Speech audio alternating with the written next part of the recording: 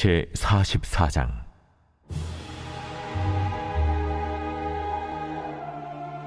그가 나를 데리고 성소의 동쪽을 향한 바깥문에 돌아오시니 그 문이 닫혔더라. 여호와께서 내게 이르시되, 이 문은 닫고 다시 열지 못할지니 아무도 그리로 들어오지 못할 것은 이스라엘 하나님 나 여호와가 그리로 들어왔음이라. 그러므로 닫아둘지니라. 왕은 왕인 까닭에 안길로 이 문 현관으로 들어와서 거기에 앉아서 나 여호와 앞에서 음식을 먹고 그 길로 나갈 것이니라.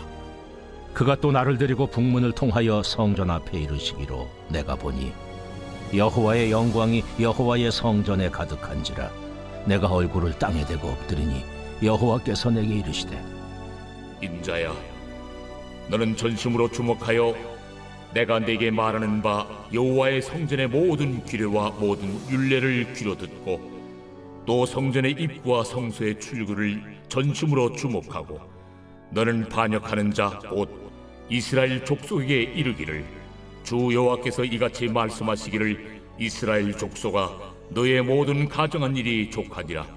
너희가 마음과 몸에 할례 받지 아니한 이방인을 데려오고 내 떡과 기름과 피를 드릴 때에 그들로 내 성소 안에 있게 하여 내 성전을 더럽힘으로 너희의 모든 가정한 일 외에 그들이 내 언약을 위반하게 하는 것이 되었으며, 너희가 내 성문의 직분을 지키지 아니하고 내 성소에 사람을 두어 너희 직분을 대신 지키게 하였느니라. 이스라엘 족속 중에 있는 이방인 중에 마음과 몸의 할례를 받지 아니한 이방인은 내 성소에 들어오지 못하리라. 이스라엘 족속이 그릇 행하여 나를 떠날 때에 뢰이 사람도 그릇 행하여 그 우상을 따라 나를 멀리 떠났으니 그 죄악을 담당하리라. 그러나 그들이 내 성소에서 수종들어 성전문을 맡을 것이며 성전에서 수종들어 백성의 번제의 희생물과 다른 희생물을 잡아 백성 앞에 서서 수종들게 되리라. 그들이 전에 백성을 위하여 그 우상 앞에서 수종들어 이스라엘 족속이 죄악에 걸려 넘어지게 하였으므로 내가 내 손을 들어 쳐서 그들이 그 죄악을 담당하였느니라. 그들이 내게 가까이 나와 제사장의 직분을 행하지 못하며 또 내 성물 곧 지성물에 가까이 오지 못하리니 그들이 자기의 수치와 그 행한 바 가증한 일을 담당하리라. 그러나 내가 그들을 세워 성전을 지키게 하고 성전의 모든 수종드는 일과 그 가운데서 행하는 모든 일을 맡기리라. 이스라엘 족속이 그릇 행하여 나를 떠날 때에 사독의 자손 레위 사람 제사장들은 내 성소의 직분을 지켰은즉 그들은 내게 가까이 나와 수종을 들되 내 앞에 서서 기름과 피를 내게 드릴지니라. 그들이 내 성소에 들어오며 또 내 상에 가까이 나와 내게 수종들어 내가 맡긴 직분을 지키되 그들이 안뜰문에 들어올 때에나 안뜰문과 성전 안에서 수종들 때에는 양털옷을 입지 말고 가는 베옷을 입을 것이니 가는 베 관을 머리에 쓰며 가는 베 바지를 입고 땀이 나게 하는 것으로 허리를 동이지 말 것이며 그들이 바깥들 백성에게로 나아갈 때는 수종들은 옷을 벗어 거룩한 방에 두고 다른 옷을 입을지니 이는 그 옷으로 백성을 거룩하게 할까 함이라. 그들은 또 머리털을 밀지도 말며 머리털을 길게 자라게도 말고 그 머리털을 깎기만 할 것이며 아무 제사장이든지 안뜰에 들어갈 때에는 포도주를 마시지 말 것이며 과부나 이혼한 여인에게 장가들지 말고 오직 이스라엘 족속의 처녀나 혹시 제사장의 과부에게 장가들 것이며 내 백성에게 거룩한 것과 속된 것의 구별을 가르치며 부정한 것과 정한 것을 분별하게 할 것이며 송사하는 일을 재판하되 내 규례대로 재판할 것이며 내 모든 정한 절기는 내 법도와 율례를 지킬 것이며 또 내 안식일을 거룩하게 하며 시체를 가까이 하여 스스로 더럽히지 못할 것이로되 부모나 자녀나 형제나 시집가지 아니한 자매를 위하여는 더럽힐 수 있으며 이런 자는 스스로 정결하게 한 후에 7일을 더 지낼 것이요 성소에서 수종들기 위해 안뜰과 성소에 들어갈 때에는 속죄제를 드릴지니라. 그들에게는 기업이 있으리니 내가 곧 그 기업이라. 너희는 이스라엘 가운데서 그들에게 산업을 주지 말라. 내가 그 산업이 됨이라. 그들은 소제와 속죄제와 속건제의 제물을 먹을지니 이스라엘 중에서 구별하여 드리는 물건을 다 그들에게 돌리며 또 각종 처음 익은 열매와 너희 모든 예물 중에 각종 거제 제물을 다 제사장에게 돌리고 너희가 또 천밀가루를 제사장에게 주어 그들에게 내 집에 복이 내리도록 하게 하라. 새나 가축이 저절로 죽은 것이나 찢겨서 죽은 것은 다 제사장이 먹지 말 것이니라. 오늘 에스겔 44장에서는 에스겔의 환상 가운데 여호와의 영광이 다시 성전을 새롭게 하고 할례받지 않은 이방인들의 성전 출입 금지가 주어지고 또 과거 우상 숭배에 동참하였던 제사장들이 박탈이 되며 하는 내용들을 접하면서 현재 시대를 살아가는 우리들에게 크게 와닿지 않을 수 있는 말씀이라 생각할 수 있습니다. 그런데 자세히 들여다보면 이것만큼 백성들을 향한 하나님의 마음이 자세히 드러나고 있는 부분이 또 어디 있을까 하는 마음이 듭니다. 하나님은 이스라엘 백성들을 선택하시고 그들이 예배할 수 있는 처소를 만드시사 그 안에서 계속해서 거룩을 유지하며 예배하게 하신 것은 오늘을 살아가는 우리들에게도 가장 중요한 일이며 이 때문에 우리의 생명을 연장시켜 주셨다고 해도 과언이 아니라 말씀드릴 수 있을 것 같습니다. 그리고 하나님은 이스라엘이 하나님의 백성이 되는데 필요한 실천적인 방법들을 율법을 통해 주셨던 것입니다. 마치 엄마가 아이를 낳고 아이가 걷는 방법, 무엇을 먹어야 되는지, 무엇을 먹지 말아야 되는지 그 아이를 사랑하기 때문에 그 아이를 위험한 것으로부터 지켜주기 위해 온 힘을 다하는 것처럼 하나님께서는 제사에 관한 규례, 제사직의 성별에 관한 것, 정결함이 무엇인지 또 부정한 것이 무엇인지 어떻게 하면 성결을 지킬 수 있는지 성결의 법 등을 하나하나 친히 알려주심으로써 우리를 향한 하나님의 마음을 드러내고 계셨던 것입니다. 특별히 오늘 이 말씀을 통해서도 거룩한 백성인 우리들이 어떻게 이 세상을 살아가야 하는지에 대한 영적인 의미가 있다고 확신합니다. 우리가 회복해야 될 영적 의미는 바로 예배의 감격을 회복하는 일입니다. 15절 말씀입니다.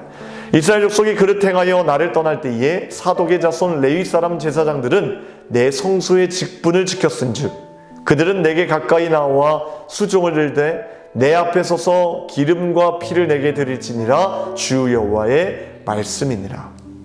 하나님은 제사장들을 두 부류로 확실하게 나누어서 말씀하셨습니다. 사독 계열의 제사장들, 즉 다윗과 아론의 후손으로 제사장이 된 무리들은 신실하게 예배의 사명을 감당하였기에 이에 대해 칭찬을 하셨지만 또 다른 부류의 제사장들, 즉 타락한 레위 사람들에 대해서는 나를 떠난 자라고 표현하고 있습니다. 우리 삶의 첫 번째 우선순위는 결코 바뀔 수 없습니다. 하나님께서 임재하시는 거룩한 성전에서 예배하는 것은 그 무엇과도 바꿀 수 없는 진리의 말씀입니다. 왜냐하면 이것 때문에 우리를 제사장으로 부르셨기 때문입니다. 이스라엘 백성들이 하나님의 백성이 되기 위하여 가장 먼저 행하고 지켜야 할 것은 다름 아닌 제사였습니다. 구약시대는 이 제사 행위로 유일하게 하나님께 나아갈 수 있었던 것입니다. 우리가 잘 아시다시피 제사에는 반드시 제물이 있어야 합니다. 그리고 그 제물은 반드시 찢겨져 피를 내야 합니다. 그리고 그것을 완전히 태워 그 연기를 올려 보내야 합니다.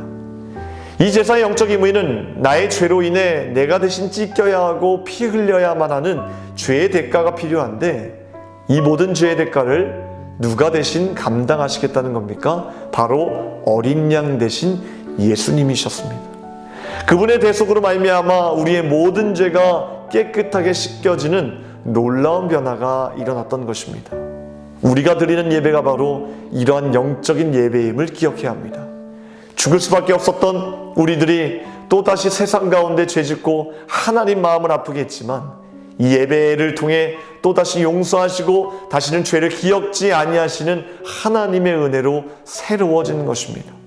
거룩한 백성으로 변화되는 것입니다. 우리는 날마다 주님 전에 나와 감사의 예배, 감사의 축제를 드려야 합니다. 타성에 젖은 예배가 아니라 내가 구원받았음에 감사하고 죄인이지만 의롭게 보시는 하나님께 감격의 찬양을 드리며 회복의 말씀, 치유의 말씀을 들으면서 나에게 이러한 회복을 주시는 하나님께 감사하는 예배가 우리 가운데 회복해야 될 줄 믿습니다. 그리고 오늘의 말씀을 통해 우리에게 요구하시는 것 세 가지를 발견할 수 있습니다. 첫째, 가까이 와라입니다. 16절 말씀에 내 성소에 들어오며 또 내 상에 가까이 나와. 이것은 우리의 매일의 삶의 중심이 하나님이어야 한다는 말씀입니다. 둘째, 하나님을 섬겨라입니다. 16절 말씀 후반부에 내게 수종들어 내게 맡긴 직분을 지키되.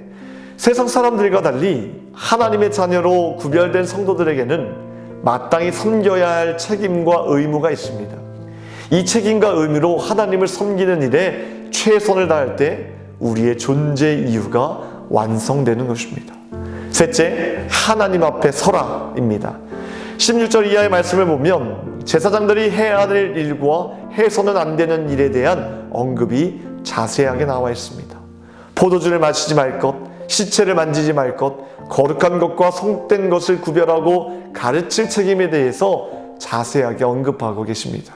이것은 모두 하나님 앞에 서라는 말입니다. 어떻게 해요? 거룩하게 구별된 모습으로 서라는 말씀입니다. 우리를 향한 하나님의 단 한 가지의 관심은 거룩이라 생각합니다. 거룩은 히브리어로 하기오스, 즉 세상과 철저하게 구별된다는 의미입니다. 그래서 하나님은 이스라엘 백성들의 모든 부분마다 철저하게 거룩이 중심이 되게 하셨습니다. 하나님 예배하는 제사부터 철저히 구별시키셨고 그 밖에 생활의 성결에 대해서도 구별하셨고요. 특히 정결한 음식을 먹는 음식 문화의 성결과 몸의 성결과 절기에 대한 성결 등 생활 깊은 곳까지 하나하나 거룩하게 구별하셨습니다. 이렇게 하신 이유는 분명합니다. 너희가 하나님의 구원하심을 경험하여 세상의 노예가 아니라 하나님의 백성이 되었다면 하나님처럼 모든 면에서 거룩해야 함을 말씀하고 계시는 겁니다. 그리고 우리가 구별되어 하나님을 섬기는 최종 목적은 오늘 30절 말씀에 기록되어 있습니다. 제사장에게 주어 그들에게 내 집에 복이 내리도록 하게 하라. 할렐루야. 바로 제사장들에게만 주어진 축복권입니다. 제사장들만이 다른 사람들에게 하나님의 축복을 빌어줄 수 있었습니다. 이것이 우리가 해야 할 마지막 사명입니다. 특별히 우리의 섬김을 통해 세상 사람들을 축복할 수 있습니다. 거룩한 백성이 되었다는 것은 더 큰 의미에서 내가 속한 나라와 민족과 열방 가운데서 하나님의 말씀을 대변하고 그들을 회복시켜야만 하는 선교적인 사명을 위임받았다는 것을 의미합니다. 도대체 이것이 무슨 의미입니까? 우리가 그 원대한 계획을 어떻게 품을 수 있습니까? 우리가 어떻게 나라와 민족과 열방을 품을 수 있습니까? 있습니다. 하나님께서는 이 일에 대해서 어렵게 설명하지 않으셨습니다. 지극히 작은 일, 고아와 과부를 돌보는 일에서 시작하였고요. 땅의 안식, 그리고 희년으로 이어지는 나눔과 섬김의 규례를 가르쳐 주심으로 그들에게 이렇게 말씀하고 계신 겁니다. 너희들은 성별된 특권에만 머물지 말고 그 특권을 함께 나누고 그들을 섬기라고 말씀하고 계시는 줄 믿습니다. 오늘날 우리 그리스도인들에게 가장 필요한 사명이고 성도라면 이 섬김의 단계까지 나아가야 된다는 것을 하나님은 말씀하고 계십니다. 우리가 누리는 것, 우리가 가지고 있는 것, 이 모든 것은 하나님께서 주신 것입니다. 특별히 맡겨주신 것입니다. 왜냐하면 어려운 사람들과 함께 나누고 우리의 도움을 필요로 하는 사람들에게 찾아가라고 허락해 주신 것입니다. 여러분, 우리 인생의 다른 것들을 다 잊어도 이것 한 가지만 잊지 마시기 바랍니다. 하나님께서 저와 여러분들을 부르신 이유는 가장 거룩한 성소에서 예배하도록 부르셨다는 사실을 말입니다. 1916년 세브란스 의학 전문학교의 의료 선교사로 우리나라에 온 스코필드 박사는 4.15 화성 재합리 사건을 해외에 알리는 등 일제하에서 핍박받는 우리 국민들을 옹호하며 독립운동에도 앞장선 분이셨기에 34번째 민족 대표라고 불리우기도 하는데요. 그의 중심에는 변치 않는 한 가지의 진리가 있는 듯 보입니다. 그는 이렇게 말합니다. 내가 고향 캐나다 토론토 대학교에 다니던 시절 나는 줄곧 상위권의 성적을 유지하여 장학금을 받았었다. 물론 공부하는데 많은 노력과 시간을 쏟은 결과였다. 그러나 내게 있어 일주일의 하루, 주일은 온전히 하나님께 바친 날이었다. 나는 무엇보다 교회에 가는 것을 우선으로 삼았고 남은 시간에도 책을 펼치는 일이 없었다. 그날은 온전히 주께 드린 날이었기 때문이다. 그러나 그날 하루의 안식이 내게 있어 해가 되지는 않았다. 오히려 나는 주일을 통해 새 힘을 얻고 더 열심히 공부할 수 있었다. 여러분들에게 예배는 어떤 의미입니까? 기도하겠습니다. 오늘 수요일 새벽에 함께 기도할 공동 기도 제목은 교회의 부흥과 또 회복을 위해서 기도하겠습니다. 이 땅의 교회가 다시 복음으로 돌아가도록 우리가 함께 기도하도록 하겠습니다. 기도하겠습니다. 하나님 감사합니다. 우리를 당신의 거룩한 자녀로 구별시켜 주시고 거룩한 성전에서 예배하는 귀한 일에 힘쓰게 하심을 감사합니다. 이 세상 다른 어떤 것을 다 잊어도 주님께 예배하는 것을 잊지 않게 하시고 우리의 온몸과 마음을 다하여서 주님을 찬양하고 예배하는 일에 모든 것을 다 걸고 나아갈 수 있도록 도와주시옵소서. 하나님 교회의 회복을 위하여 기도합니다. 주님께서 주님의 핏값으로 세우신 이 교회를 통해 부흥과 회복의 역사를 이루어 주시며 아직도 믿지 않는 하나님 영혼들 주님께서 구원하여 주시는 귀한 통로로 세워 주시옵소서. 하나님 이 새벽에 간절히 기도하는 제목들마다 주님께서 응답하여 주실 것을 믿고 감사드리며 우리를 원하신 예수 그리스도의 이름으로 기도합나이다. 아멘.